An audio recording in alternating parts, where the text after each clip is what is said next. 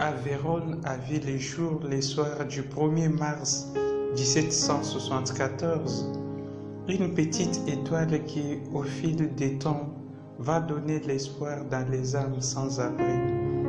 Cette petite lumière, comme l'étoile des mages, va conduire tant d'hommes et de femmes sur les chemins du salut.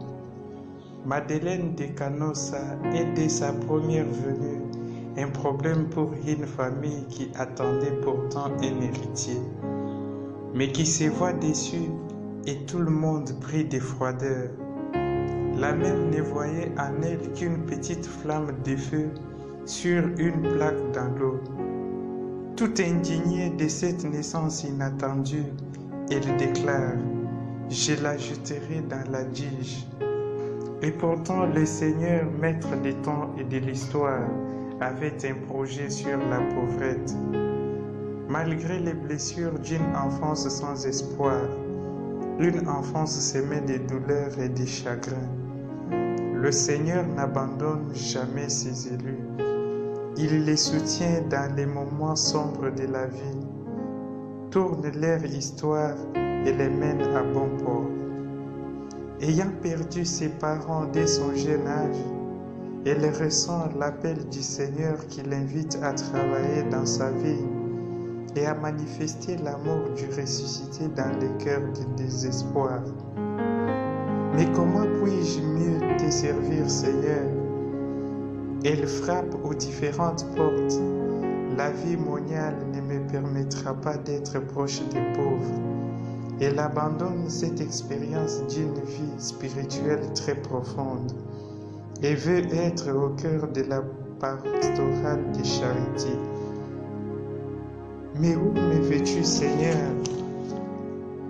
Après avoir toqué devant différentes portes, le Seigneur éclaire son appel et lui révèle sa mission dans un rêve qui devient fondement d'une nouvelle vie espérée. Une femme mystérieuse lui montre que son champ de travail devait être celui des pauvres. Comment réaliser cette mission si difficile que tu me donnes, mon Seigneur? Sous une promenade, elle découvre l'immoralité qui rongeait les cœurs des jeunes adolescentes et se propose de se livrer à leur service. Une fois accueillie 2 à 3 filles, elle s'intéresse à leur éducation et semble s'approcher du dessein de Dieu dans sa vie. Remémorant la réalité du rêve, elle pense à engendrer les filles spirituelles qui devaient prendre soin de ses âmes. Elle devient fondatrice des filles de la charité qu'elle confie à Notre-Dame des douleurs.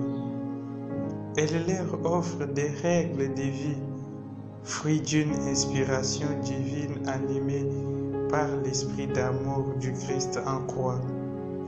Madeleine se présente comme modèle éclatante de la prière, de l'oraison, de la sainte humilité, de la pauvreté la plus dépouillée et de l'obéissance à la vie.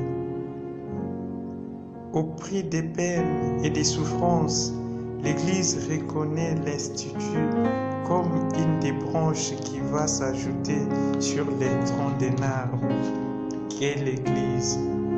Éloignée de ses filles, elle était proche en prenant pour corps les lettres de consolidation de la communication. Dans ces lettres, elle insiste sur l'union et la charité. Elle fut pour ses sœurs une source d'inspiration que certaines décrivaient dans ce langage affectif. Elle est toujours égale, gaie, elle jouit d'une humilité et de la charité surprenante. L'amour d'une de ses filles l'affecte et l'affaiblit comme une blessure incurable. Mais l'abandon à la seule volonté de Dieu et l'espérance du ciel nouveau la réconfortent. Aussitôt, ayant pensé au bien-être spirituel des hommes, elle se plie sous la grâce de l'Esprit et les soutiens de la Vierge des douleurs et crée l'Institut pour les hommes afin de les conduire conduire sur les chemins de la sainteté et de leur apprendre à y persévérer par la prédication de la parole divine.